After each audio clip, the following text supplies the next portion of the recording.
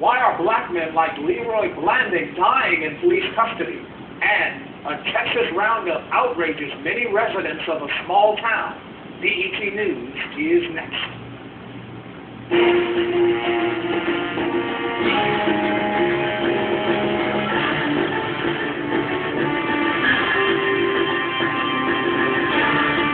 From the Times Square studios in New York City, you're watching BET News with Ed Gordon.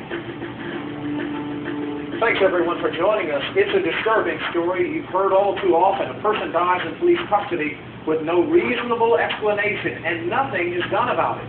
We'll explore that issue and show you the best way to protect yourself during an encounter with the law. Also tonight, a small Texas town under the microscope after the mass arrest of black residents. But first, here are the headlines for Thursday, October 12, 2000. At least 5 American sailors are dead and 12 missing after an apparent terrorist attack on the Navy destroyer USS Howell in the Mideast port of Yemen. 35 more were injured. The blast occurred when a small boat came alongside the Howell as it was refueling and exploded. Israeli helicopters pounded Palestinian positions near the residence of Yasser Arafat. The rocket attack was a retaliation for the murders of 2 Israeli soldiers by a mob in the West Bank town of Ramallah. Israeli Prime Minister has promised to track down those responsible.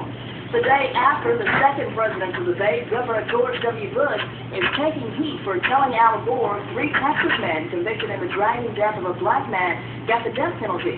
One of the men is sentenced to life. I'm Barbara Gotek. Now back to Ed Gordon. Now on to tonight's focus story. Some statistics show as many as 1,000 people die each year under questionable circumstances in the custody of law enforcement officers. Many of the victims are handcuffed or otherwise restrained. But BET Chief Correspondent Barbara Gauthier tells us statistics alone cannot measure the grief of a family as it tries to come to grips with the unexpected death of a loved one. You know, and so I'm going to be in until I find out the truth. In this house in rural Clarendon County, South Carolina, a family struggles to deal with the death of a loved one. A death that raises more questions than answers. I immediately knew that it was some foul play involved, that something happened, and the truth was not out yet because it didn't make sense to me. Leroy Blanding's brother, Leroy Blanding Jr., died in August while in the custody of 2 South Carolina parole officers. He was being transported from a North Carolina jail to face probation violation charges in South Carolina, but he never made it.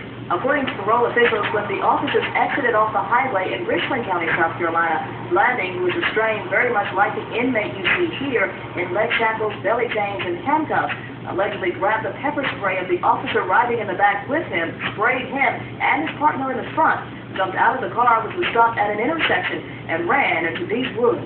About 30 minutes after Blanding escaped from the parole officers, his body was found in these woods about 150 yards from the road. He was lying face down with his hands and feet still shackled. Richland County Coroner Frank Barron says the autopsy results initially were inconclusive because there was no visible cause of death, but he says further tests show the 25-year-old died as a result of a heart defect. This would be a arrhythmia or a lack of an adequate rhythm to cause the heart to pump the blood throughout the body, and the stress of running away probably brought this on, and so his heart ceased to pump and caused him to die.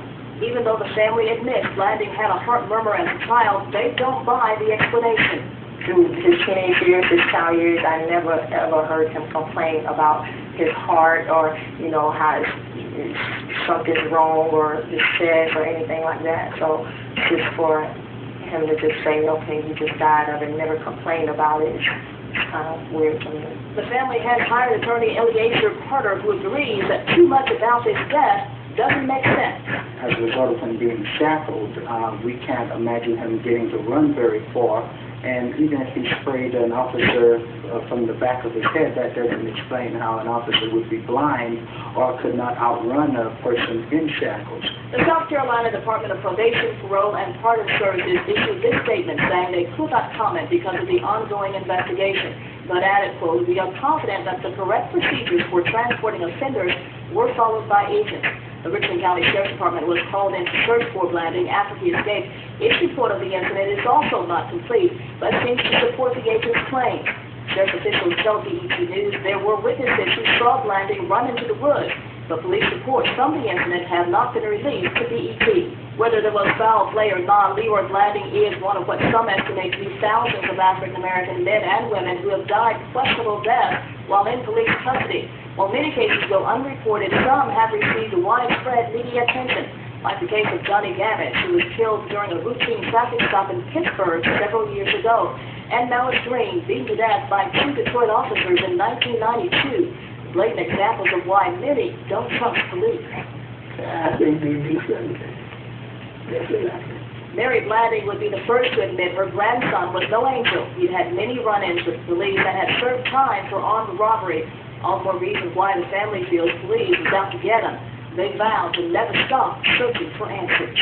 Whatever it takes for me to find out exactly what happened, and that's what I'll do, and I'll spend the rest of my life doing it if I have to. Barbara Gilsay, BET News. Suspicious deaths in police custody. That up next when we return.